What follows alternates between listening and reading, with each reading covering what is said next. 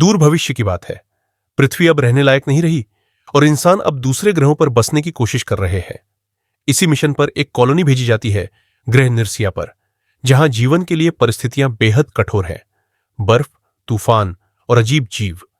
इस मिशन पर भेजा गया एक कर्मचारी है मिक्की बारंस, जिसे मिक्की 16 कहा जाता है। पर मिक्की कोई आम इंसान नहीं है। वह एक एक्सपेंडेबल है, एक ऐसा इंसान जिसे खतरनाक कामों के लिए भेजा जाता है, और अगर वह मर जाए तो उसकी यादों के साथ उसका नया क्लोन बना दिया जाता है। मिक्की पहले ही 16 बार मर चुका है। हर बार वह वापस आता है, पर हर बार उसकी यादों में थोड़ी दरार आ जाती है। वह जानता है कि वह एक कॉपी है, पर उसे अब अपने अस्तित्व पर सवाल उठने लगे हैं। क्या उसका जीवन असली है? क्या उसकी भावनाएं, उसकी यादें सब नकली हैं? मिक्की 17 को एक खतरनाक मिशन पर भेजा जाता है ग्रह के अंधेरे हिस्से में, जहां बर्फीले तूफान में कई वैज्ञानिक लापता हो गए हैं।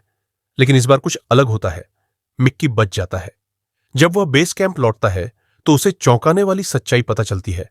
उसका नया क्लोन मिक्की 18 पहले ही बना दिया गया है और उसकी जगह ले चुका है। अब कॉलोनी में 2 मिक्की हैं। मिक्की 17 और मिक्की 18 के बीच तनाव बढ़ता है। दोनों यह साबित करना चाहते हैं कि वे असली हैं, पर क्या कोई भी असली है? दोनों में वही यादें हैं, वही दर्द, वही प्रेम। पर क्या इंसान केवल उसका शरीर है या उसकी आत्मा?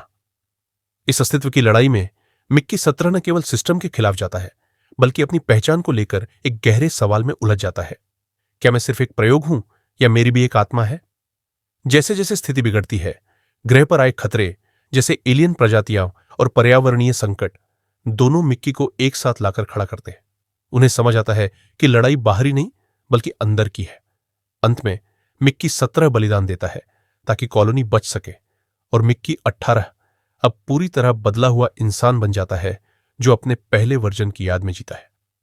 मिक्की 17 की कहानी सिर्फ विज्ञान कल्पना नहीं, बल्कि मानवता, पहचान और असली होने के अर्थ की एक गहरी खोज है। यह सवाल छोड़ जाती है, अगर हम कॉपी हैं पर सच्चा महसूस करते हैं, तो क्या हम कम असली हैं?